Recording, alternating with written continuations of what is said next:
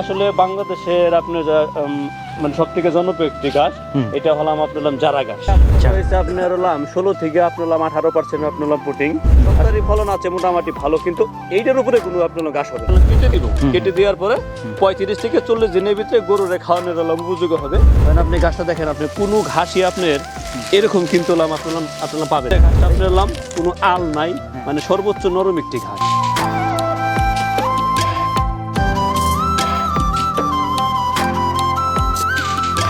আসসালামু আলাইকুম। গোখাদ্যের দাম দিন দিন যে পরিমাণ বাড়ছে, তাতে করে খামারি ভাইরা বেশ হিমশিম খাচ্ছেন গরু ছাগল পালনের ক্ষেত্রে। সেই চিন্তা থেকে তরুণ উদ্যোক্তাদের হাত ধরে দারুণ কিছু বিদেশি জাতের ঘাস আমাদের বাংলাদেশে এসেছে, এবং এরপরই মোটামুটি সেই হিমশিম খাওয়ার অবস্থাটা থেকে অনেকটা বের হতে পেরেছেন খামারি ভাইয়েরা। দর্শক, আজকে এই মুহূর্তে আমি দাঁড়িয়ে কথা বলছি হচ্ছে মানিকগঞ্জ জেলার সদর উপজেলার হাটিপাড়া গ্রাম থেকে। আমাদের মোহাম্মদ সোহেল রানা ভাই একজন তরুণ উদ্যোক্তা। তিনি তার বিশাল জায়গা জুড়ে দারুণ কয়েকটি উন্নত জাতের বিদেশি ঘাসের চাষাবাদ করছেন, এবং এর এক একটার এক এক রকম ধরন। কোনোটা হয়তো শুধুমাত্র ছাগলের জন্য, কোনোটা হয়তো গরুর জন্য, কোনোটা হয়তো উভয়ের জন্য, আবার কোনোটাতে প্রোটিনের পরিমাণ বেশি, কোনোটাতে বা ক্যালসিয়ামের পরিমাণ বেশি। তো যাই হোক, আজকে আমরা তার সবগুলা ঘাস নিয়ে কথা বলার চেষ্টা করব, এবং এর পাশাপাশি আরও চেষ্টা করব কোনটার কি গুণাগুণ, কোনটা কতটুকু বর্ধনশীল, এবং কোনটা বাণিজ্যিকভাবে লাভজনক একটি প্রজেক্ট। আশা করছি অনুষ্ঠান জুড়ে সঙ্গে থাকবেন এবং উপভোগ করবেন আজকের দারুণ তথ্যচিত্র। চলুন শুরু করা যাক।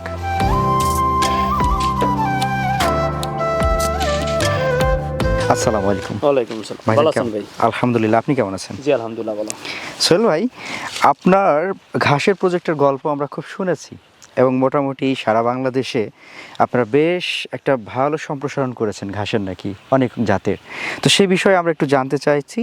প্রথমেই আমরা জানতে চাইবো যে আপনার ঘাসের প্রজেক্টে টোটাল কি জাতের ঘাস রয়েছে? আমার কাছে আপনার আছে যেমন আপনার জারা আছে, তারপর আপনার এলিভেন হাইব্রিড আছে, রেড পাকসাম আছে, জামজিবার আছে, ওয়াজানা আছে, জার্মান আছে, তারপরে আপনার গুয়াতিমালা আছে। আচ্ছা, মানে ঘাসের জগতে যা আছে সবই আমার কাছে আছে। ধরেন যে এটা আপনার মানে ঘাস চাইলে পদে আপনার আমার কাছে চাইলে পদে সব জাতের ঘাস নিতে পারবেন। সব জাতের ঘাস নিতে পারবেন। আচ্ছা, এই যে আখের মতো লম্বা ঘাস, এইটা কি জাতের ঘাস?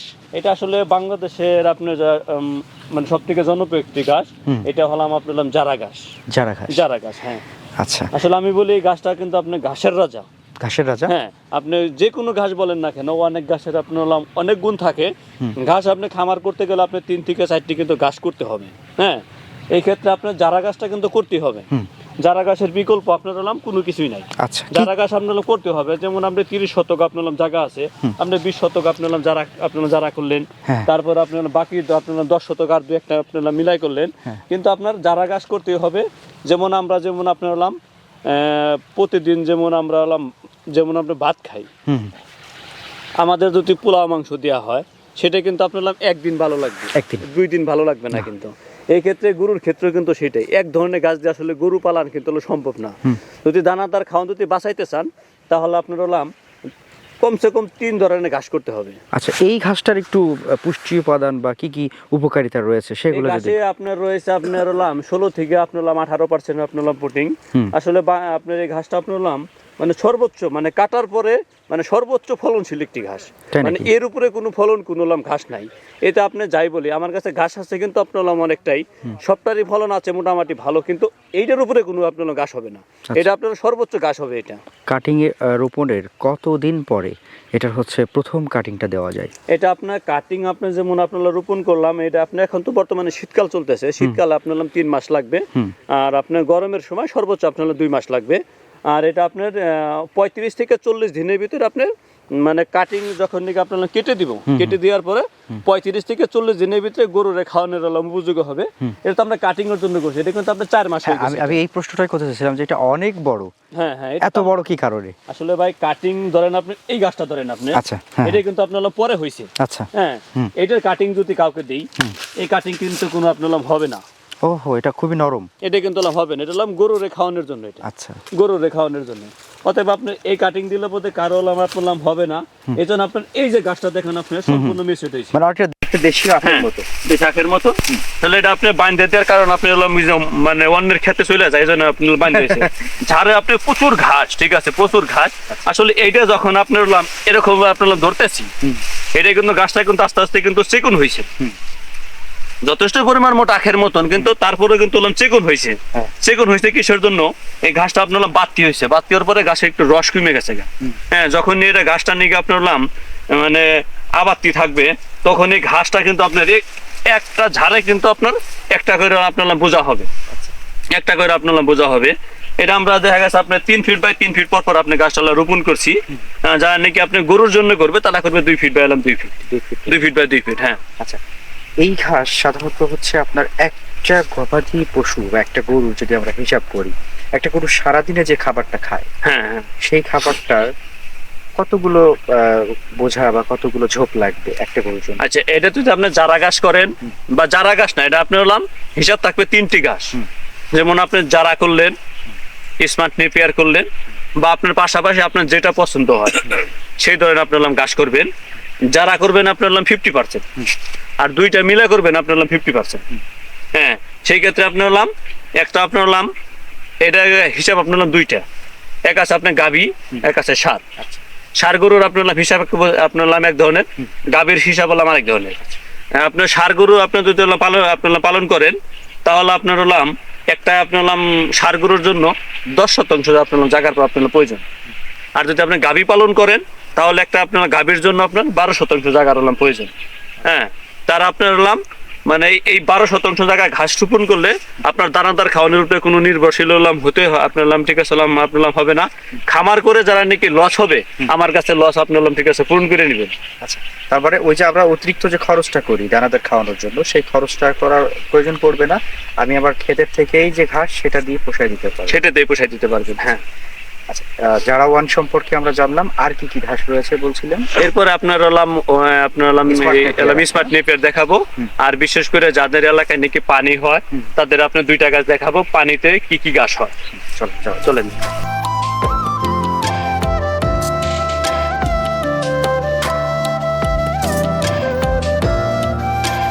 ভাই, এটা তাহলে কি জাতের ঘাস? এটা আপনার স্মার্ট নেপিয়ার।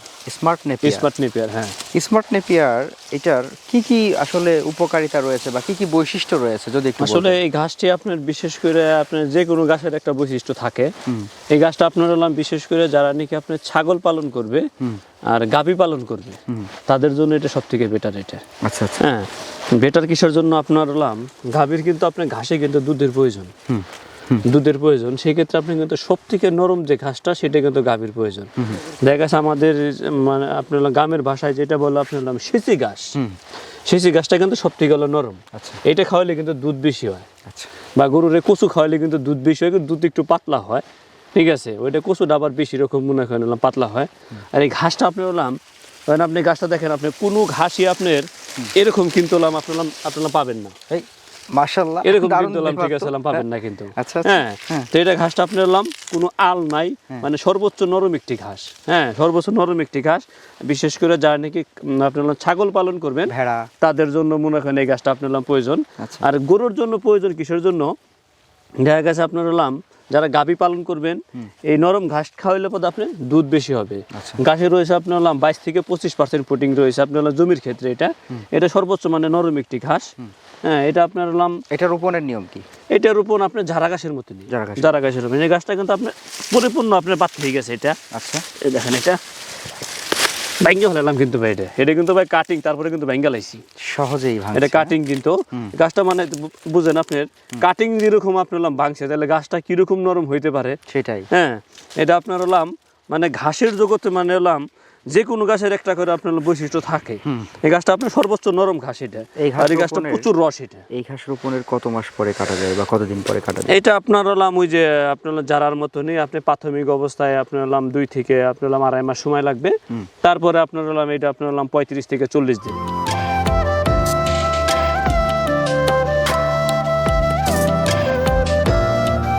ভাই, এটা আপনার কি জাতের ঘাস? এটা আপনার অজানা হাইব্রিড। অজানা হাইব্রিড, হ্যাঁ, অজানা হাইব্রিড। বৈশিষ্ট্য বলেন আমাদেরকে। আসলে এটার বৈশিষ্ট্য মানে ঘাস যাদের নাকি আপনার কোনো উপায় নাই, যাদের কোনো উপায় নাই তাদের এটা হলাম ঠিক আছে করতেই হবে। আচ্ছা, যেমন আপনার জমিতে জায়গায় কি পানি উঠে, তাদের কিন্তু এই গাছটা কিন্তু করতেই হবে। তারা অন্য গাছের স্বপ্ন দেখে কিন্তু কোনো লাভ নাই, এটা করতে হবে। এটা হলাম আপনার পানিতে হবে, বর্তমানে যেমন আপনার শুকনা হবে। আচ্ছা, এটা আপনার মানে 12 মাসই হবে, যে কোনো জমিতে হবে এটা। আচ্ছা, গরু নাকি ছাগল কাদের জন্য? এটা আসলে মূলত এটা গরুর জন্য ভালো হবে। আর এইটার পাশাপাশি যারা নাকি ছাগল পালন করবেন তাদের জন্য আপনার জার্মান ঘাস, হোয়াইট হাইব্রিড জার্মান যেটা, ওইটা তাদের জন্য ভালো হবে। ওটা একটু নরম, ওইটা একটু নরম, হ্যাঁ, এর চাইতে এর থেকে নরম বেশি। ওইটাও কি পানিতে হয়? হ্যাঁ, ওইটাও পানিতে হবে। তার মানে আমরা এখন যে দুইটা আইটেম নিয়ে কথা বলছি, একটা হচ্ছে হোয়াইট জার্মান আর একটা হচ্ছে অজানা হাইব্রিড। দুইটাই হচ্ছে পানিতে মানে নিচু জমিতেও হবে, শুকনা হবে, হ্যাঁ। আরেকটি ঘাস রয়েছে বাংলাদেশের সব থেকে জনপ্রিয় একটি ঘাস, এটা হলাম গুয়াতিমালা। এটা আপনার যদি কেউ চান যে গুয়াতিমালা গাছের চারা নেবেন, কাটিং না নিয়ে চারা নেবেন, সেটা আমাদের কাছে ঠিক আছে। যে কোনো আপনার গুয়াতিমালা গাছের চারাটা শুধু আমরা করছি, আর অন্যান্য গাছ তো আমাদের চারা করতে হয় না, এটা কাটিং ঠিক ঠিক আছে হবে। আমরা গুয়াতিমালা গাছের চারা বিক্রি করতেছি, চারা লাগলে আমাদের কাছে সংগ্রহ করতে পারেন। এবং সারা বাংলাদেশে যে কোনো জেলায় আমরা ঘাসের কাটিং পৌঁছে দিতে পারবো। কিছু কিছু আপনার উপজেলায় মাল যাবে, মানে যে জায়গায় সম্ভব আমরা সে জায়গায় ঠিক আছে দিতে পারবো। আর বিশেষ করে যারা নাকি আপনি গরু পালন করবেন, ছাগল পালন করবেন, তাদের কিন্তু ঘাসের বিকল্প কিছুই নাই। ঘাস করেন নাই, খামার কইরা ঠিক আছে, হয়তো আপনি 2 বছর 1 বছর টিকতে পারবেন আপনার টাকার বিনিময়, কিন্তু আপনার খামার কইরা যেন অন থেকে যেন কিছু খাবেন আপনি নিজে, হ্যাঁ, ওইটা আপনার কোনোদিন আর ভাগ্য হইব না। আপনি 10 লাখ নিয়ে বইছেন, আস্তে আস্তে মনে করেন আস্তে আস্তে খালি কুম্বেল লাগছে, যে পর্যন্ত দেখবেন আপনি শেষ হয়ে গেছে খামার আস্তে আস্তে বাদ দিয়েছেন। আপনি মনে করেন আপনার ঠিক আছে বলবেন আছেন যে গরুর খামার করা লস, ছাগলের খামার করা লস, কিন্তু আপনার তো মেন জিনিসটা আপনার ঠিক আছে নাইকে। এটা আপনি ঘাস করতে হবে, ঘাসের উপরে আপনার 80% আপনার নির্ভরশীল হতে হবে ঘাসের জন্য, আর 20% আপনার দানাদার খাওয়ান আপনার খাওয়াইতে পারেন।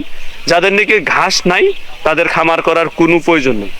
ঘাস আছে খামার করেন, আপনার ঠিক আছে, ঘাস নাই খামার নেই। দর্শক, আজকে আমরা কথা বলছিলাম হচ্ছে মানিকগঞ্জ সদরের হাটিপাড়া গ্রাম থেকে। আমাদের সাথে ছিলেন হচ্ছে তরুণ উদ্যোক্তা সোহেল রানা ভাই, মোহাম্মদ সোহেল রানা ভাইয়ের সাথে আমরা কথা বলে অনেকগুলা ঘাসের জাত আপনাদেরকে দেখানোর চেষ্টা করেছি। হয়তো সময় স্বল্পতার কারণে আপনারা বুঝতে পারছেন যে মাগরিবের সময় হয়ে যাচ্ছে প্রায়, তো সময় স্বল্পতার কারণে অনেকগুলো জাত হয়তো আমরা দেখাতেও পারলাম না। তবে যদি পরবর্তীতে কখনো এরকম সুযোগ হয়ে ওঠে, সময় হয়ে ওঠে, আল্লাহ পাক যদি নসিবে লিখে রাখেন, তাহলে আবারও হয়তো ভাইয়ের সাথে কখনো দেখা হবে এবং সেদিন আমরা একটু সময় করে সবগুলা ঘাস আপনাদের দেখানোর চেষ্টা করব। তবুও এর মাঝে উনি যতগুলা জাত দেখালেন এবং তার পুষ্টি গুণাগুণ, তার বৈশিষ্ট্য, তার উপকারিতা যেটা বর্ণনা করলেন, তাতে করে আমাদের কাছে মনে হয়েছে যে এখানে অনেকগুলাই ভালো জাত রয়েছে, যেগুলা কৃষক ভাইদের জন্য বা খামারি ভাইদের জন্য বেশ দারুণ উপযুক্ত বা উপযোগী একটা জাত।